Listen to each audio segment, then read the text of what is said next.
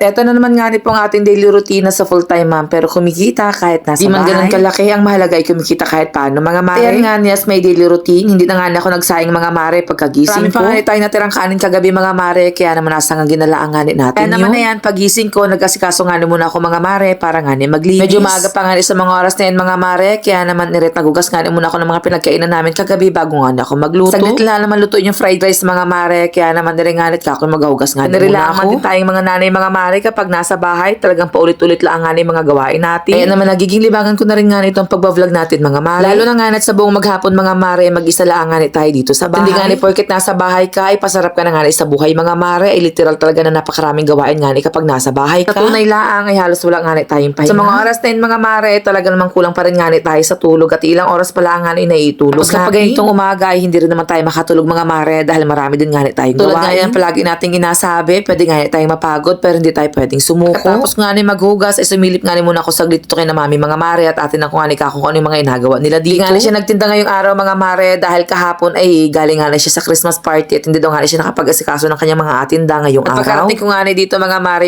pinakita nga niya sa akin itong nabunot siya kahapon. Tamang-tama nga kakot wala nga sinapichil dito sa bahay mga mare tapos yung nga tasa ng kapihan. At yan daw nga mga mare yung regalo na natanggap niya. Tapos naman nairit umuwi na nga rin agad ako para nga magluto itong fried rice natin mga mare. Tama at sa mga oras na yun naliligo pala nga mga mare yung anak ko at para nga pumasok. Pinatangaran ako ng tubig pagkatapos ko magsangag mga mare para kapag gising nga nung darling ko ay magkakape na lang kami. Pagkatapos nairit na balansya na nga rin ako mga mare dahil medyo tanghali na din sa mga oras na yan. Literal napakabilis talaga ng oras mga mare. Kaya naman kung meron ka nga anak na napasok mga mare tapos medyo tanghali ka nang nagising at pakupad-kupad ka nga kumilos ay talaga namang atanghaliin. Na rin nga ako mga mare nung mga nilaban ko kahapon habang nakain nga ng agahan yung anak ko. Fast forward mga mare nakapasok na nga pala yung anak ko sa mga oras gising na yan. Na rin yung darling ko kaya naman oras na para magtimpla ng kape. Yan talaga ang mga nanay talagang masikaso nga sila sa mga kasama sa bahay. Naman talaga nakaka-proud nga yung mga nanay na katulad ko. At kung full-time mom ka na katulad ko, alam ko makaka-relate ka dito. Ay, wow, talaga naman tanggal ang pagod natin mga mare kapag ganito nga ka-cute makikita mo kapag umaga. Kakagising lang nga itong bulilit kong pamangkin mga mare sa mga oras na yan habang nagalabang nga si mama niya. Tapos at Christmas party nga pala itong mga pamangkin ko mga mare ngayong araw. Kako nga aba, bago lahat ang mga damit. Aga namang mapapasanol ka na lang mga mare dahil nga hindi natin ito naranasan nung araw. Nakaswerte din nga mga mare ng mga bata ngayon dahil kahit nga medyo kipit yung mga magulang nila ay talaga naman nagagawan din nga ng paraan. Di nga katulad nung araw na talaga naman kapag wala ay wala talaga. Oras na yan ay nakalis na nga pala yung darling ko mga mare kaya naman at seryoso na nga tayo sa gawaing bahay. Halos gabi na rin nga mga mare bago siya makauwi kaya naman yun bago nga siya makarating ng bahay ay marami na rin nga tayo mga nagawa. Siyempre gusto nga natin mga mare na kapag dating nga nila ng bahay ay maaliwalas nga nito at makapagpahinga nga sila ng maayos. Kaya naman hindi talaga pwede na hindi tayo magalinis ng bahay mga mare sa loob ng isang araw. Pakiramdam ko nga mga mare parang anong banas baga.